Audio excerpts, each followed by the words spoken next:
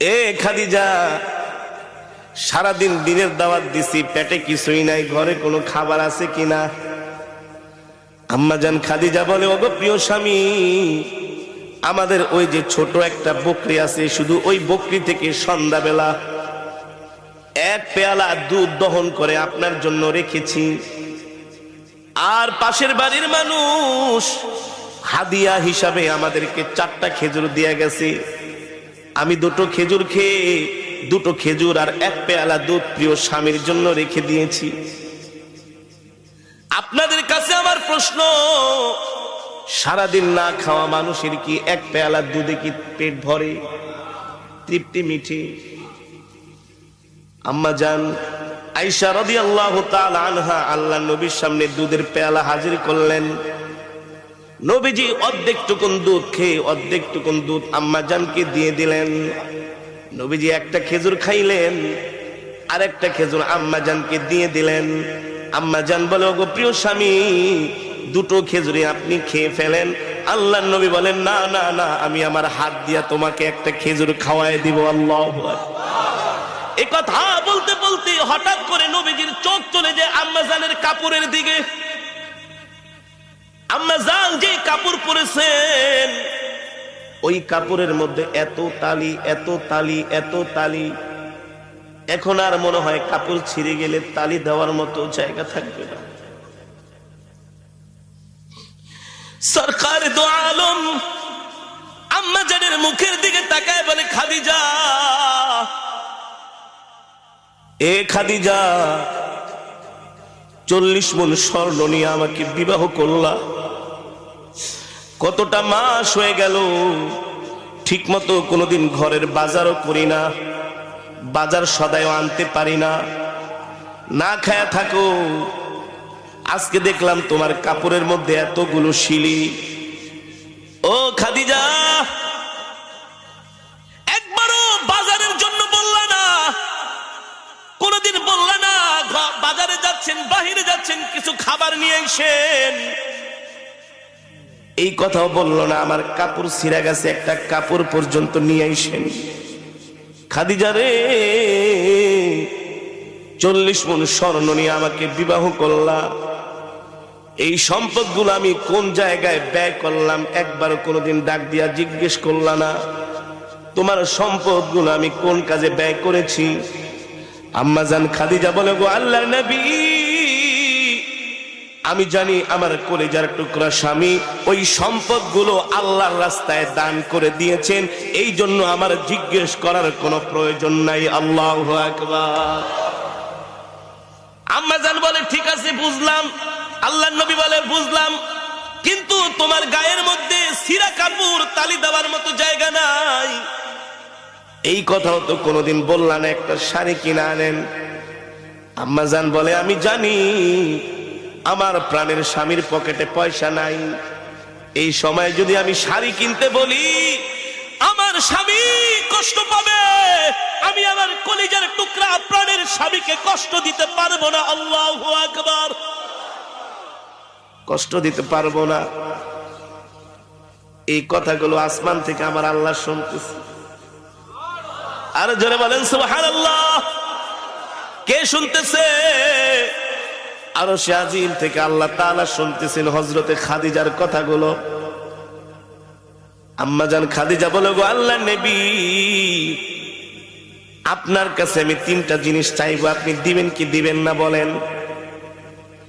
ও খাদিজা, তুমি দিনের জন্য এত কষ্ট করেছো, ইসলামের জন্য তোমার এত ত্যাগ, এত কোরবানি, কি চাইবা তুমি? আমার কাছে কি চাইবা? দুনিয়ার কোনো পার্থিব সম্পদ তো আমি তোমাকে দিতে পারবো না, আমার কাছে তো কিছু নাই। আম্মা জান খাদিজা বলে, আমি দুনিয়ার কোনো সম্পদ চাইবো না, কিন্তু একটা জিনিস আপনার কাছে আমি একটা বিষয় আবদার করব, আপনি আমার আবদারগুলো রাখবেন কিনা, আপনি আমার আশাগুলো পূরণ করবেন কিনা? আল্লাহ নবী বললেন, ও খাদিজা, কি আশা করবা? আমার কাছে তুমি কি চাও বলো? আম্মা জান খাদিজা বলে, গো আল্লাহর নবী, আপনার কাছে 1 নম্বরে আমার চাওয়া হলো, আমি যেই দিন ইন্তেকাল করব সেই দিন আপনি আপনার এই গায়ের জুব্বা মুবারক টাকা দিয়া আমার শরীরের কাফনের কাপড় বানাইবেন। বাজার থেকে কাফনের কাপড় কিনবেন না। আমি চাই আমার কলিজার টুকরা প্রাণের স্বামী যেই জুব্বা মোবারক পরে আছে, এই জুব্বা দিয়া পেঁচায়া আপনি আমাকে দাফন করে দিবেন। আল্লাহু আকবার। 2 নম্বরে কি চাও? 2 নম্বরে চাই আপনি আমার লাশটা ধরে আপনার নিজের হাতে কবরের মধ্যে দাফন করবেন, আর কবরের চতুর্পাশ দিয়ে একটু হাঁটবেন। আল্লাহর নবী বলল ঠিক আছে। আর কি চাও? আম্মা জান খাদিজা বললেন আমি চাই আমাকে যখন আপনি দাফন করবেন সাথে সাথে বাড়িতে আসবেন না, একটু সময় কবরের পাশে দাঁড়ায় থাকবেন। আল্লাহু আকবার। সরকার দো আলম বলে খাদিজা রে খাদিজা, 1 নম্বরে আমার জুব্বা মোবারক দিয়া যদি তোমাকে কাফনের কাপড় বানায়া, ওই জুব্বার কাপড়টা কাফনের কাপড় বানায় আমি যদি তোমাকে দাফন করি, এতে তোমার কি উপকার হবে, কি ফায়দা? আম্মা জান বলে জাহান্নামের আগুনের এত বড় সাহস নাই। আল্লাহর নবীর জুব্বা মোবারক আমার গায়ের মধ্যে থাকবে, আর ওই জুব্বা মোবারক পুরে খাদিজার গায়ে জাহান্নামের তাপ লাগবে, এত বড় সাহস জাহান্নামের আগুনের নাই। আল্লাহু আকবার। 2 নম্বরে খাদিজা তুমি আমাকে কবরের মধ্যে নিজের হাতে রাখতে বললা আর একটু হাঁটতে বললা, কারণ কি? আম্মা জান খাদিজা বলে গো আল্লাহর নবী, কোন কারণে যদি আমি কবরে ধরা খেয়ে যাই, কবরের মাটির এত বড় সাহস নাই। আল্লাহর নবী যে মাটির চতুর্পাশ দিয়ে হাঁটছে, ওই কবরের মাটি আমাকে ভেদ করে 2-4 দিক থেকে আমাকে কবর চাপা দিবে। যেই জায়গায় আল্লাহর নবীর পা মোবারক পড়েছে, ওই মোবারক পা মোবারকের জায়গা ভেদ করে মাটি এক পাশ থেকে আরেক পাশে যাবে, আরেক পাশ থেকে আরেক পাশে যাবে। এত বড় সাহস কবরের মাটির কোনোদিন হতে পারে না। আল্লাহু আকবার। 3 নম্বরে তুমি আমাকে বললা আমি কিছুক্ষণ কবরের পাশে দাঁড়ায় থাকবো। আপনি কিছুক্ষণ কবরের পাশে দাঁড়ায় থাকবেন, এর কারণ হলো মুনকার নাকির ফেরেশতারা যখন সওয়াল করার জন্য আসবে, আপনি আমার সওয়ালের জবাবগুলো দিয়ে দিবেন। আল্লাহু আকবার। যারা বলেন আল্লাহু আকবার।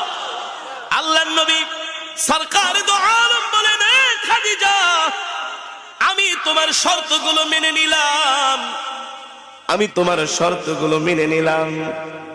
আসমান থেকে আল্লাহ জিব্রাইলকে পাঠায় দিয়েছে, জিব্রাইল যাও যাও যাও, আমার বন্ধু শুধু আমার খাদিজার এই শর্তের সাথে আমার বন্ধু একাত্মতা ঘোষণা করে নাই, আমি আল্লাহ আমার বন্ধুর সাথে একাত্মতা ঘোষণা করেছি। আল্লাহু আকবার। কারণ আমার খাদিজা দ্বীনের জন্য, আমার দ্বীনের জন্য এতটা কোরবানি করেছে, স্বয়ং আমি আরশের মালিক খাদিজার উপরে সন্তুষ্ট হয়ে গেছি। ঠিক আম্মা জান খাদিজা রাদিয়াল্লাহু তাআলা আনহা যখন ইন্তেকাল করলেন, আম্মা জানের কথা অনুযায়ী আল্লাহ তাআলা আমার নবী সব ব্যবস্থাগুলো করলেন। কিন্তু যখন আম্মা জানের লাশটা যখন কবরের মধ্যে শোয়ানো হলো, বারবার নবীজি নিয়ে আসেন এত দেরি বেলা তোলার সাথে আসছে। যেটা বলতেছিলাম সম্মানিত হাজিরিন, আম্মা জান ইন্তেকালের পরে বারবার সরকার দো আলম ইমামুল আম্বিয়া সাইয়্যিদুল মুরসালিন খাতামুন নবিয়্যিন আল্লাহর নবী বারবার আম্মা জানের মাথা চেহারা মোবারকটা আম্মা জানের বারবার কিবলার দিকে ফিরায় দেয়। অটোমেটিক আম্মা জানের চেহারাটা ঘুরে যায়।